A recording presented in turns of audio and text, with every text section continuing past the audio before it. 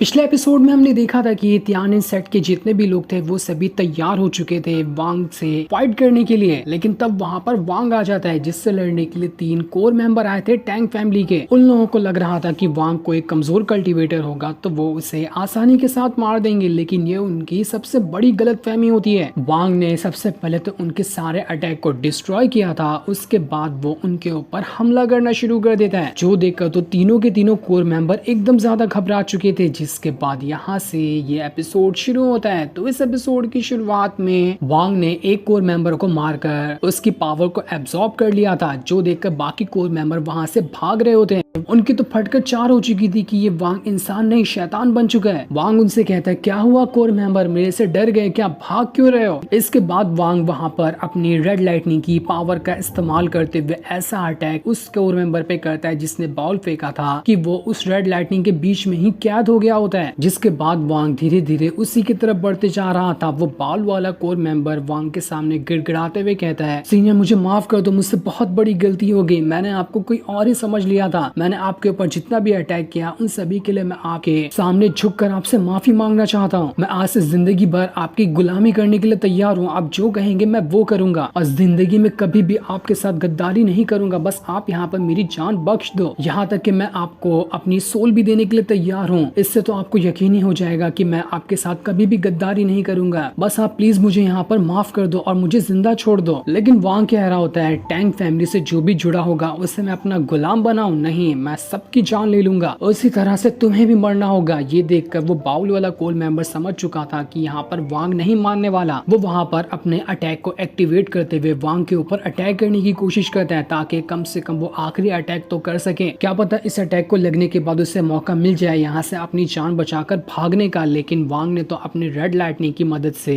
बस एक ही अटैक उस कोर मेंबर पे क्या कर दिया था कि वो कोर मेंबर वहां पर खत्म ही हो जाता है। वांग उसे मारने के बाद भी नहीं रुकता, जैसा कि उसने पिछले वाले कोर मेंबर को मारकर उसकी पावर को एब्जॉर्ब कर लिया था, ऐसा ही वो इसके साथ भी करता है। इसको भी मारकर वांग ने उसकी पावर को एब्जॉर्ब कर लिया था, जो देखकर तीसरा वाला कोर मेंबर तो लेटे लेटे ही पागल हो गया था कि अब मेरा नंबर आने वाला है, मेरे पास भी अब गिनती के कुछ ही सेकंड बचे हैं इस दुनिया में रहने के। वो कहता है, आखिर वांग तू मुझे बता कि तू इंसान है या मॉन्स्टर है? तेरी जैसा शैतान आदमी मैंने आज तक कभी नहीं देखा। आखिर तू इतना रूथलेस कैसे हो सकता है? जिसके बाद वो कोर मेंबर भागते हुए वहां से अपनी जान बचाकर निकलने लगता है। उसने सारे के सारे तियानिन सिटी के डिसाइपल जो थे उन सभी से कह दिया था कि जाओ इस वांग पे हमला करो, हमसे कुछ नहीं होने वाला इस वांग का, तुम लोग ही जाओ, सारे लोग एक साथ हमला करेंगे तो हो सकता है कि ये वांग यहाँ पर मारा जाए। इसलिए अब देखते ही देखते पूरी सिटी वहां पर तैयार हो चुकी थी वांग के ऊपर अटैक करने की। वांग कह रहा होता है, यहाँ पर इनके एल्डर वगैरह से तो कुछ नहीं हुआ, अब यहाँ पर डिसाइपल आकर मुझ पर अटैक करेंगे। लगता है इन लोगों की औकात कुछ ज्यादा ही बढ़ चुकी है। जिसके बाद वांग वहां पर दोबारा से रेड लाइटनिंग की पावर को एक्टिवेट करता है और इस बार की उसकी पावर इतनी ज्यादा भयंकर थी कि सारे के सारे लोग, गिनती चुनती के कम से कम 1000 लोग होंगे, वो सारे के सारे डिसाइपल एक एक करते हुए वहां पर मारे जा रहे थे। वांग को तो उसके पास जाने की जरूरत ही नहीं थी। रेड लाइटनिंग की पावर ढूंढ ढूंढ कर सारे डिसाइपल को वहां पर मार रही होती है। डिसाइपल की लाशों का समुद्र बिछ गया था वहां पर बस एक ही अटैक के अंदर। मानना पड़ेगा वांग के गुस्से के सामने कोई नहीं टिक सकता। दूसरी तरफ जाओ की जो वाइफ होती है वो जाओ से कह रही थी, आप आवाज सुन पा रहे हैं ना, बाहर कितनी ज्यादा तबाही आ चुकी है, बाहर की तबाही की आवाज तो बढ़ते ही जा रही है। तब वहां पर वो तीसरा वाला एल्डर आता है जो वांग से बचकर भागा था और जाओ की जो वाइफ होती है वो तीसरे वाले एल्डर की ही बेटी है। वो अपने फादर को इतना बुरी तरीके से पिटा हुआ देखकर घबरा जाती है कि क्या हुआ इसे। वो जो एल्डर होता है जल्दी से वहां पर अपनी बची हुई जो पावर थी उसका इस्तेमाल करते हुए टेलीपोर्ट होने वाला एक पोर्टल बनाता है और अपनी बेटी से कह रहा होता है, जो बंदा यहाँ पर आया है ना वो इंसान नहीं शैतान है, वो किसी को नहीं छोड़ेगा। मैंने ये पोर्टल बना दिया है। ये पोर्टल जाओ कंट्री से बहुत दूर जाकर खुलता है। तुम जाओ कंट्री से इतनी दूर चले जाना कि तुम्हारे ऊपर साया भी ना पड़े जाओ कंट्री का, वहीं जाकर तुम बच सकती हो। मैं नहीं चाहता कि वो शैतान तुम्हारी भी यहाँ पर जान ले ले। माफ कर देना, तुम्हारा फादर उतना ज्यादा पावरफुल नहीं था जो तुम्हें बचा सके, इसलिए तुम्हें यहाँ से जाना होगा। तुम मेरी चिंता मत करो, बस यहाँ से चली जाओ। जाओ की वाइफ कह रही होती, नहीं मैं अकेले नहीं जाऊंगी, मैं आपको साथ में लेकर जाऊंगी, आप मुझे छोड़कर ऐसे नहीं जा सकते। लेकिन वो एल्डर वहां पर सुनने के लिए तैयार नहीं था। वो समझ चुका होता है कि मेरी जो बेटी बेटी है वो इस जाओ की वजह से नहीं जाना चाहती। ये जाओ हमारी टैंग फैमिली से इतनी ज्यादा नफरत करता है, इसलिए मेरी बेटी को यहाँ से ऐसे जाने, ये तो खुद चाह रहा होगा कि मेरी बेटी भी उस वांग के हाथों मारी जाए, इसलिए सबसे पहले मैं इस जाओ का ही खेल खत्म कर देता हूँ। उसके बाद हो सकता है कि मेरी बेटी जाओ कंट्री को छोड़कर चली जाएगी। वो जैसे जाओ के ऊपर हमला करने वाला होता है, बीच में उसकी बेटी आकर उसे रोक लेती है कि नहीं फादर आप ऐसा नहीं कर सकते। तब अपनी बेटी के खातिर वो जो कोर मेंबर होता है जाओ से कह रहा था मेरी बेटी की वजह से आज मैं तुझे जिंदा छोड़ रहा हूँ, लेकिन इसका मतलब ये नहीं कि तू आज के बाद भी हमारी टैंग फैमिली से जुड़ा रहेगा। आज के बाद तेरा मेरी बेटी से सारा रिश्ता खत्म है, वो तेरी कोई लेने देने की नहीं है। तेरा हस्बैंड वाइफ का रिश्ता आज पूरी तरह से मैं खत्म करता हूँ, निकल जा तू यहाँ से। जो सुनकर जाओ को काफी ज्यादा गुस्सा आ रहा था और वो गुस्से में वहां से जाने लगता है अपनी वाइफ को छोड़कर।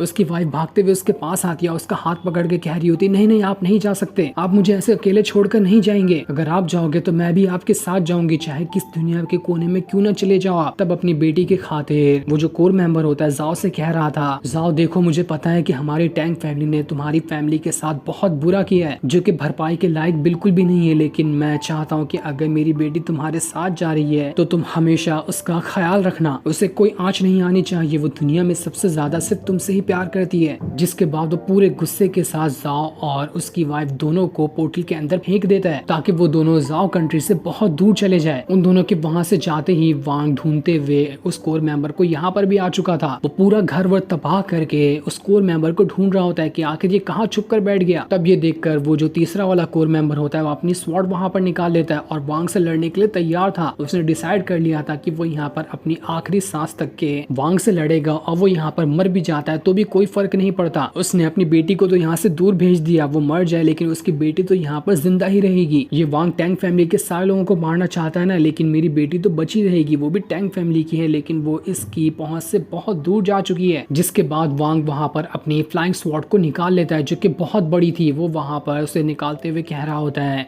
मरने वाले को भाग भाग कर अपनी तकलीफ और नहीं बढ़ानी चाहिए, अपनी मौत स्वीकार करो और मर जाओ यहाँ पर। जिसके बाद वो फ्लाइंग स्वॉर्ड जैसे जमीन पे गिरी थी सब कुछ वहाँ का तहस नहस हो जाता है, पूरी जमीन फट चुकी थी और उस तीसरे वाले कोर मेंबर का तो वहां से नामो निशान गायब हो चुका था। उसकी बॉडी राख में बदल कर गायब हो जाती है और उसकी सोल को दोबारा से वांग अपने पास रख लेता है ताकि आगे चलकर वो जो सोल है उसकी पावर को वापस से रिकवर करने में मदद कर सके। लेकिन तभी उसकी नजर उस पोर्टल पे पड़ जाती है जिस पोर्टल के अंदर से जाओ और उसकी वाइफ अभी गए थे। लगता है अब वांग वहां पर भी जाएगा और जाओ की वाइफ को मार देगा क्योंकि वो भी तो टैंग फैमिली की मेंबर है। उधर जाओ जो होता है अपनी वाइफ से कह रहा था तुम चली जाओ यहाँ से, यहाँ पर क्यों आई हो, हमारा रिश्ता खत्म हो चुका है, तुम्हारे फादर ने ही ये रिश्ता तोड़ दिया तो अब इसे रख कर क्या फायदा, मैं यहाँ से जा रहा हूँ, अब कभी भी मेरा पीछा मत करना। लेकिन वो ये कहते हुए भी काफी ज्यादा उदास लग रहा था। उसकी वाइफ जो होती है वो तो और ज्यादा उदास थी, वो वहाँ पर रोते हुए जाओ से कह रही होती वापस आ जाओ, कहीं मत जाओ मुझे छोड़कर। लेकिन जाओ सुनने के लिए तैयार नहीं था। वो अपनी फ्लाइंग स्वॉर्ड पे चढ़कर वहाँ से बहुत दूर निकल गया होता है जहाँ रास्ते में वो सारी चीजें याद कर रहा था जब उसकी कल्टीवेशन पावर बढ़ाने में उसकी वाइफ ने कितनी ज्यादा मदद की थी। हर खतरों में उसकी वाइफ ने उसका साथ दिया है, भले से वो उसकी दुश्मन फैमिली से आती है लेकिन तब भी उसने उसके साथ कभी दुश्मनी नहीं की, एक अच्छा ही बर्ताव किया और एक वाइफ वाली सारी जिम्मेदारी उसने उठाई है। तब भी वो यहाँ पर गुस्से में उसे छोड़कर जा रहा है। इसी चीज का उसे बहुत ही ज्यादा रिग्रेट महसूस हो रहा होता है। उसे समझ नहीं आ रहा था कि वो यहाँ पर अब करे तो करे क्या, लेकिन वो काफी दूर निकल चुका था बस उन चीजों को याद करते हुए कि कैसे उसकी वाइफ ने उसकी देखभाल की थी। इसी वजह से उसके आंखों में बहुत ज्यादा आंसू आने लगते हैं। वो रोते हुए वहां से जा रहा था तभी उसे उसके फादर दिखाई देने लगते हैं। वो सिर्फ उनको वहां पर इमेजिन कर पा रहा था, असल में वो वहां पर नहीं थे। उसके फादर उससे कह रहे होते हैं आखिर तुम्हारी हिम्मत कैसे हुई टैंग फैमिली के कोर मेंबर की बेटी से प्यार करने की, तुम्हें पता है ना कि उन लोगों ने हमारी जान ली थी और हम सबको मार डाला था, लेकिन तब भी तुमने इतना बड़ा गुनाह कैसे किया, क्या तुम हमारी जान को भूल गए थे। उसे उसके सारे रिश्तेदार के लोग दिखाई दे रहे थे जिन सभी को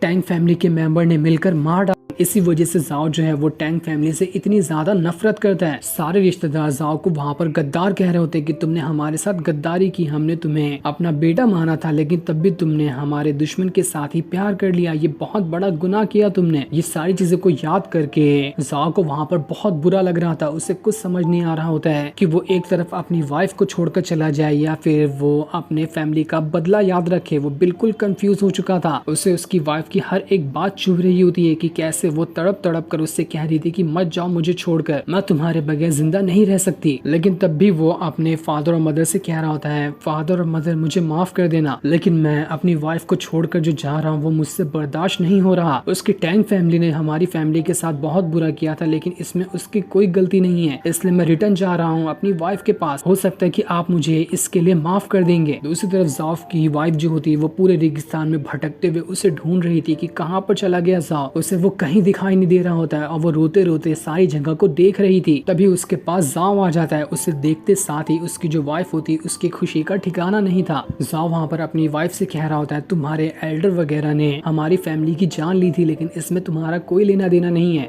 मैं तुमसे सारी दुश्मनी भुलाना चाहता हूँ। एक बार फिर से हम दोनों एक हो जाएंगे और इस बार हमें कोई नहीं अलग कर सकता। लेकिन उन्हें क्या पता था कि वांग यहाँ पर आने ही वाला है, जो टैंक फैमिली के हर एक मेंबर को मार देगा। ज़ाओ अपनी वाइफ को दोबारा से गले लगा लेता है। वो दोनों यहाँ पर बहुत ही ज्यादा खुश लग रहे थे। आप लोगों को क्या लगता है कि वांग यहाँ पर आकर ज़ाओ की वाइफ को मार देगा या नहीं मार देगा? अभी कमेंट करके बता दो, क्योंकि थोड़ी देर में तो ये चीज रिवील होने ही वाली है। तभी वहाँ पर बहुत ही मिस्टीरियस ऑरा फैलना शुरू हो जाता है। ये ऑरा वांग का ही था, क्योंकि वांग अपने मॉस्किटो बीस्ट पे सवार होकर पोर्टल के जरिए वहाँ पर आ चुका होता है, ताकि देख सके कि कौन उस पोर्टल के जरिए टैंक फैमिली का मेंबर भागने की कोशिश किया है। ज़ाओ जैसे ही वांग को देखता है वो उससे कहता है, तुम वांग लिन हो ना? हाँ मैं तुम्हें पहचानता हूँ, क्योंकि 400 साल पहले जब वांग अपने सेक्ट में रहा करता था तब उसकी ज़ाओ के साथ दोस्ती थी और इन दोनों के ही परिवार को टैंक फैमिली ने मिलकर मार दिया था। ज़ाओ वांग को वहाँ पर देखकर कह रहा होता है, वांग तुम यहाँ पर वापस आ गए। उस टाइम तुम बहुत ज्यादा कमजोर थे, लेकिन अब तुम्हारी पावर को देखकर लगता है कि तुम्हारे अंदर इतनी ताकत आ चुकी है कि तुम फूजियान की जान ले लोगे। तुम्हें और मुझे हम दोनों को पता है कि हमारा सबसे बड़ा दुश्मन फूजियान ही है। मैं यहाँ पर तुम्हारा साथ देने के लिए तैयार हूँ, ताकि हम दोनों मिलकर फूजियान की जान ले सके। वांग कह रहा होता है, तुमने बिल्कुल सही कहा, फूजियान कभी भी मेरे चंगुल से बचकर नहीं जा सकता। वो दुनिया के किस भी कोने में क्यों न छुप जाए, मैं वहाँ पर ढूंढ निकालूंगा उसे और उसकी जान ले लूंगा। फूजियान तो मरेगा ही मरेगा, लेकिन उसके बाकी के जो कोर मेंबर हैं उन सबको भी मरना पड़ेगा। मैं किसी को नहीं छोड़ने वाला। उसकी ऐसी बातें सुनकर ज़ाओ की वाइफ को समझ आ गया होता है कि इस वांग ने उसके फादर की जान ले ली, इस वजह से उसे चक्कर आने लगते हैं। इस चीज को देखकर वांग समझ गया होता है कि ये कोई और नहीं बल्कि उसी थर्ड कोर मेंबर की बेटी है, यानी कि ये भी टैंक फैमिली की ही एक मेंबर है। और जैसे ज़ाओ ने सुना था कि वांग यहाँ पर टैंक फैमिली के हर एक मेंबर को मार देगा, तो वो अपनी वाइफ को पीछे कर देता है और वांग के सामने आकर खड़ा हो जाता है कि नहीं, तुम मेरी वाइफ को कुछ नहीं कर सकते, इसे यहाँ पर छोड़ दो। इसका टैंक फैमिली से लेने देना कुछ भी नहीं है, बस वो उसकी फैमिली के एक मेंबर है। तब ये देखकर वांग भी समझ चुका था कि नहीं, यहाँ पर इस ज़ाओ की वाइफ की यहाँ पर कोई गलती नहीं है, तो मैं बिला वजह किसी को नहीं मारूंगा। माना कि वांग रूथलेस है, लेकिन वो इतना भी बुरा इंसान नहीं कि बिला वजह ही वो सबकी जान लेता फिरे। इसलिए वो ज़ाओ से कहता है, ठीक है तुम यहाँ से जा सकते हो, मैं अकेले ही फूजियान को संभाल लूंगा। अपनी वाइफ को लो और यहाँ से जितना दूर हो सकता है उतना दूर चले जाओ, अब वहाँ जाकर अपनी नई तरीके से जिंदगी गुजार लेना। और इतना कहने के बाद वांग उन दोनों को छोड़कर वहाँ से चला जाता है। उसके जाने के बाद ज़ाओ जो था वो दोबारा से सोचने लग गया था कि मेरा सबसे बड़ा दुश्मन तो टैंक और उसकी फैमिली के सारे लोग हैं। उसे वापस से थोड़ा थोड़ा गुस्सा आ रहा होता है कि मैं यहाँ पर अपनी वाइफ को टैंक फैमिली की जो मेंबर है उससे कैसे छोड़ सकता हूँ। साथ ही यहाँ पर उसकी वाइफ को भी गुस्सा आ रहा था कि जब वांग ने उसके फादर की जान ले ली तो ज़ाओ वांग को कुछ कहा क्यों नहीं, वो तो उसी का साथ दे रहा था। ज़ाओ वहाँ पर कह रहा होता है, जो मैं नफरत टैंक फैमिली से करता हूँ वो नफरत तब तक नहीं जाएगी जब तक कि मैं यहाँ पर अपनी जान न दे दूं। एक बार मैं मारा जाऊंगा तो सब कुछ भूल जाऊंगा। उसके बाद ना ही मेरे रिश्तेदार की यादें मुझे परेशान करेगी, ना ही मुझे मेरी वाइफ की यादें परेशान करेगी, लेकिन मरने से पहले मैं अकेला तो नहीं मरूंगा। वो दोबारा से अपनी वाइफ के पास आता है और उसे वहाँ पर गले लगा लेता है और अपनी वाइफ से कह रहा होता है, मुझे माफ कर देना। और इतना कहने के बाद उसने अपनी वाइफ के पेट में ही